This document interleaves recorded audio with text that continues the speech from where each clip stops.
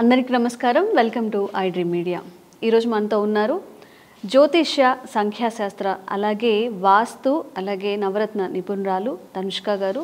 మరి అమ్మని అడిగి ధనుసు రాశి వాళ్ళకి ఇప్పుడు ఎవరికి ఏం జరగాలన్నా కానీ శని ప్రధాన పాత్ర పోషిస్తూ ఉంటారు. మరి శని ప్రభావం ధనుసు రాశి వారి మీద ఎలా ఉంది, వాళ్ళు లైఫ్లో ముందుకెళ్ళాలి, మంచిగా అంతా సెట్ అవ్వాలి అనుకుంటే ఏమైనా పరిహారాలు చేసుకుంటే మంచి ఫలితాలు ఉంటాయా? ఈ విషయం గురించి మాట్లాడదాము. నమస్కారం అమ్మా. నమస్తే అమ్మా.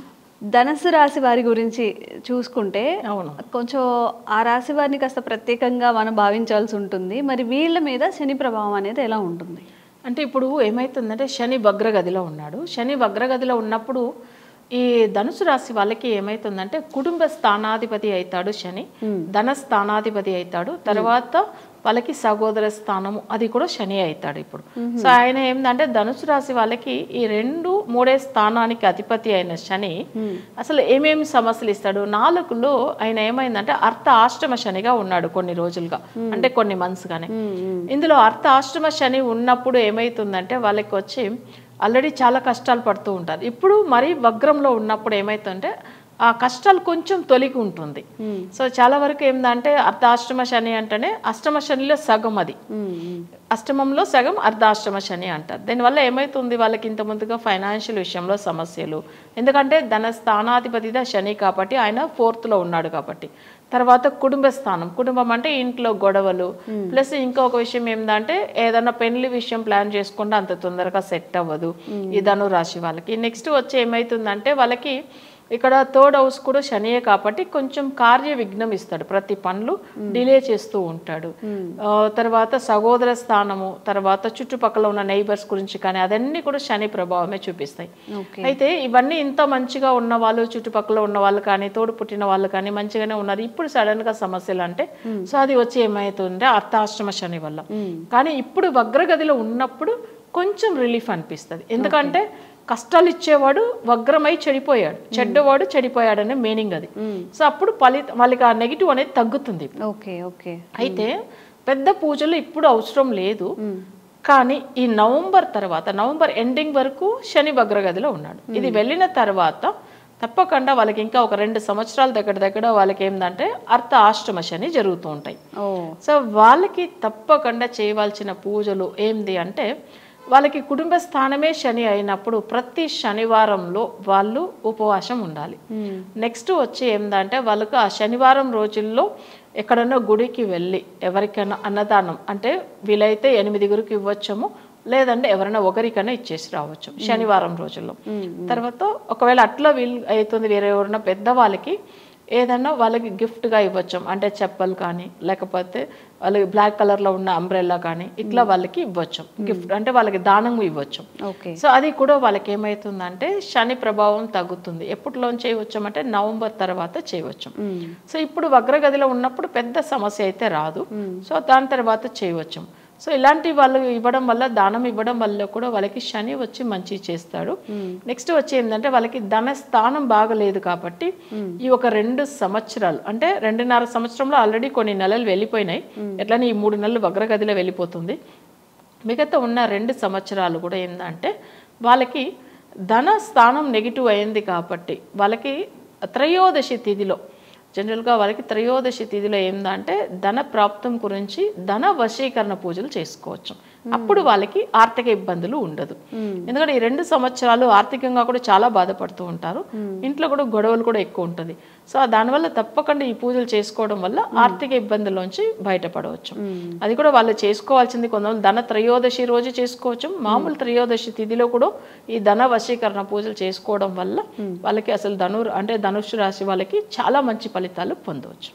అలాగే చాలా మందికి ఉద్యోగం కానీ లేకపోతే ఒక మంచి గోల్స్ ఉంటాయి లైఫ్ లో. అవును, నేను ఇది అవ్వాలి అనుకున్నప్పుడు వాళ్ళు అది అవ్వలేకపోవడం, కుటుంబ సభ్యుల వల్ల కానీ లేకపోతే ఇంకేదన్నా తనకున్న ఆ టాలెంట్ ని తనే నమ్మలేక ముందుకెళ్ళిపోవడం, ఇలాంటివి కూడా చాలా చూస్తుంటాం కదా. మరి ఉద్యోగాని కోసం వాళ్ళు ఏం చేయాల్సి ఉంటుంది?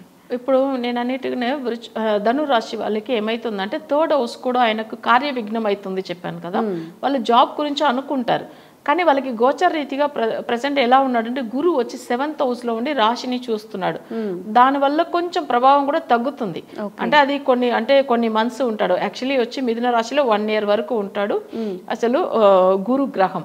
అయితే గురువు వచ్చి రాశిని చూడడం వల్ల 7th లో ఉండి డైరెక్ట్ రాశిని చూడడం వల్ల మరీ పెద్ద సమస్యలు అయితే ఉండవు. కానీ వాళ్ళు జాబ్ విషయం వచ్చి ప్లాన్ చేస్తున్నారు, వాళ్ళకి అది సెట్ అవ్వట్లేదు అంటే ఈ 3 monthsలో అయ్యే అవకాశాలు ఉంటుంది. ఎందుకంటే శని కూడా వగ్రగతికి వెళ్ళిపోయాడు కాబట్టి.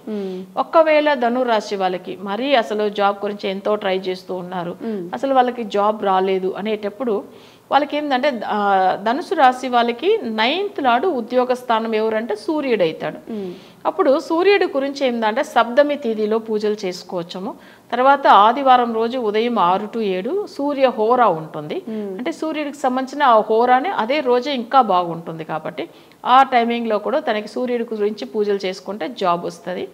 కానీ వీళ్ళ జాతక రీతిగా వాళ్ళకి లగ్న ప్రభావం అంటే ఇప్పుడు చెప్పాలంటే లగ్నం ఏ లగ్నమైనా ఉండొచ్చు, మనకు తెలియదు.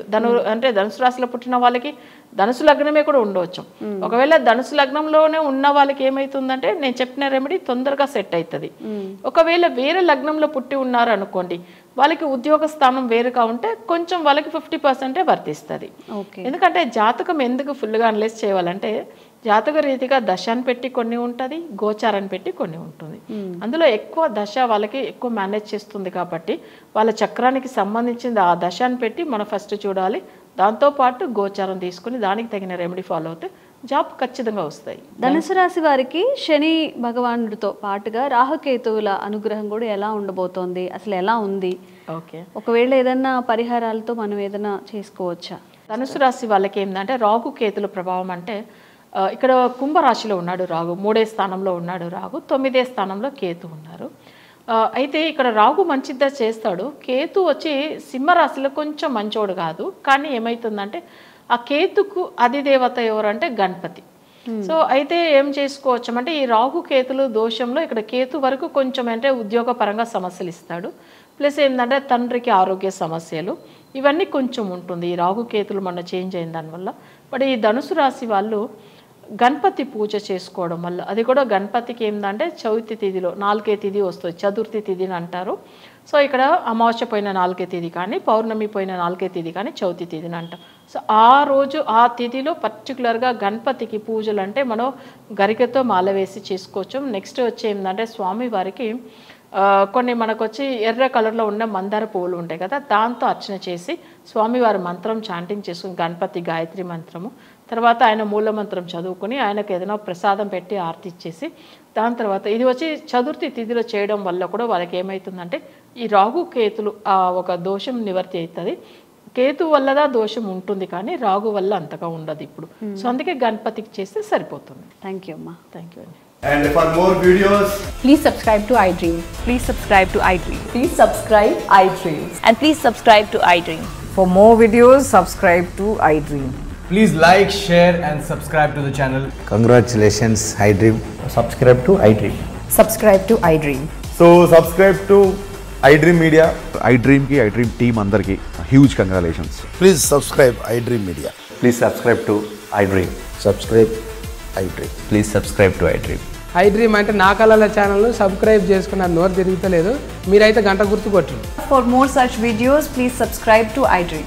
Subscribe to iDream. Please subscribe to iDream. Please subscribe iDream Media. Please do subscribe to iDream. Please subscribe to iDream Media. For best entertainment and information, please subscribe iDream. And don't forget to subscribe to iDream. తవ్వుతూనే శివలింగం సరే దాన్ని అట్లా కప్పేసేయండి, చూపించదండి. Krishna is there.